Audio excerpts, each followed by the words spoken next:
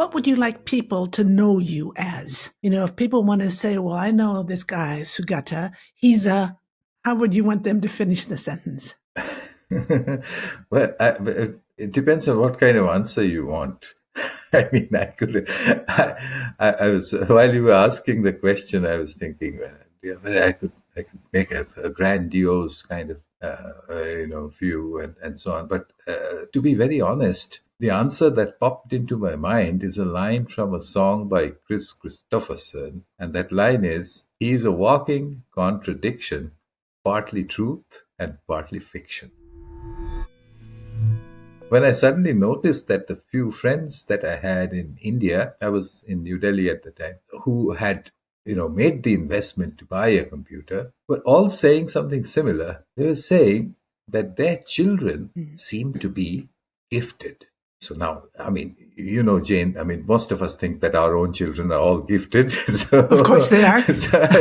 So then I asked what happened, and all of them gave these little anecdotes about how they were working on their computer, which their children were not allowed to touch, when suddenly a little voice from the back said, Dad, if you were to, press Control, Alternate, and Delete, the whole system will boot up or something. And then they would turn around and say, how did you know that? And they said, well, you did that yesterday. So they all concluded that their children were gifted because, they were just picking up stuff by looking. And in India, where I was working, there are all these slum children, children on the streets, ostensibly doing nothing much, just fooling around. And I said, well, they should also be gifted. It's just that they don't have a computer. That's all. So that's all the experiment was. I just took a computer and I gave it to those children. How did I do that? Well, you can't give it on the street. So I may have made a little ATM kind of thing in a wall on the street. And I stuck this computer into that 3 feet off the ground, and just left it there. And the rest is history. I mean, within a few hours, the children were browsing, chatting, and people were saying, well, who taught them? And I didn't know. I thought maybe a passing guy who knew something about computers. So I repeated the experiment. I took it to a village very far from New Delhi, where the chances of a passing computer professional would be zero. And I got the same results. I had to conclude that the learning was happening. No one was teaching. The learning was just happening. Now, Yes. That's where, for a physicist, it's not very difficult to come to that conclusion. Because in physics, we have this marvelous thing that physicists kind of are both scared by and love. It's called emergence. Emergence is when things happen with no ostensible creator or designer. It just happens.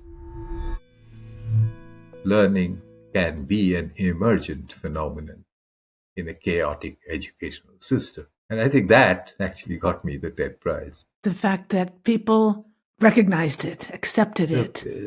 Accepted it, recognized it, and also realized that here was a mechanism that was essentially new. How far can it go? I did a whole series of experiments and finally landed myself in a position where I had to say that groups of unsupervised children given access to the internet in a safe and public space can learn, hold your breath, anything by themselves. Anything. Anything. And people said anything exactly in the same tone as you said anything.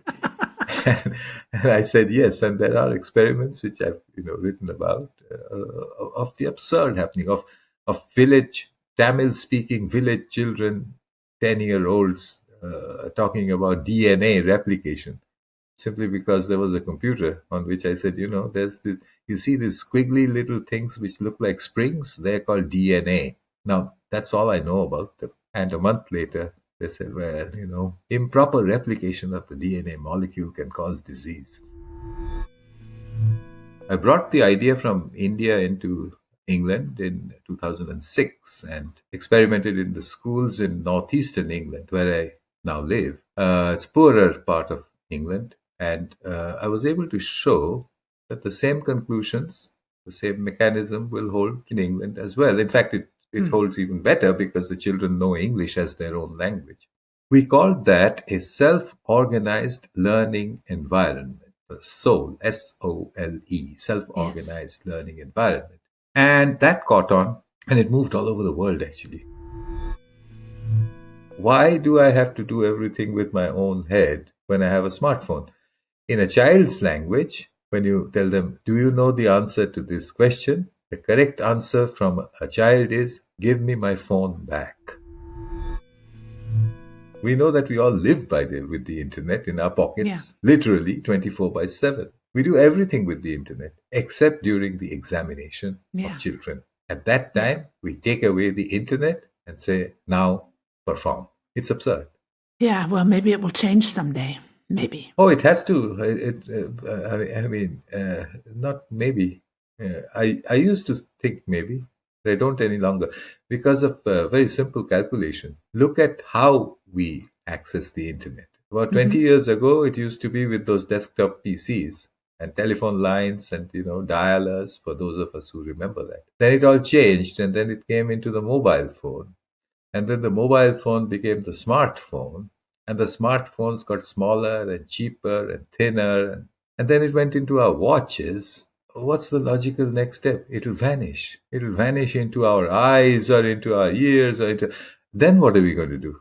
Are we going to say to children before an examination, okay, guys, we are going to do an MRI or a CAT scan of you before you can enter?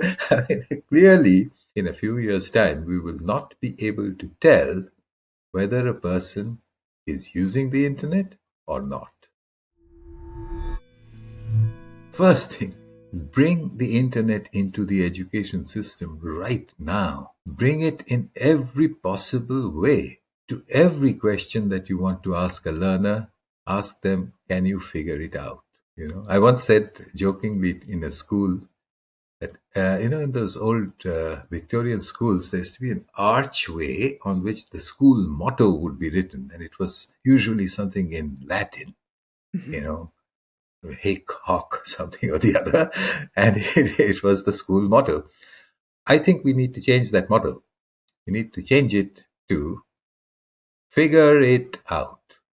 That's what the school should be for. That's what learners should be encouraged to do. Go ahead, look up the internet, talk to yourselves, talk to each other, and tell me the answer. You figure it out. Why do we have to do that? Because we have no way in which our past is going to be similar to our children's future. Currently, I think we're preparing our children for our past. When they first came in 2022, a lot of people used to ask me, so what do you think of this and what do you think of that? So I said, look, I don't think anything of these things until I know how they work. So you know what I did?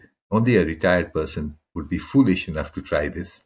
I took my little notebook computer, a Dell computer, the one that I'm talking to you on, and I wrote a generative AI program on it and discovered very quickly that it won't work with that little computer. It needs a really big computer. And I said, and I knew something really good about generative AI. It's not a war of algorithms between OpenAI and Google. It's a war of money. That's the purpose of this podcast. I call it Imaginize World. And it's a question of imagining something before we can create it. I think you're an example of a person who does that. Or maybe you don't imagine what you're going to create, but you have a sense of a direction. Is that true? Or am I reading too much into it? Well, if you want a one-liner, remember what I started Yes? with in this conversation. Partly truth and partly fiction, Fiction. followed by the line which I didn't say, taking every wrong direction on his lonely way back home. For more from this interview, subscribe to Imaginize World on YouTube or wherever you listen to your podcasts.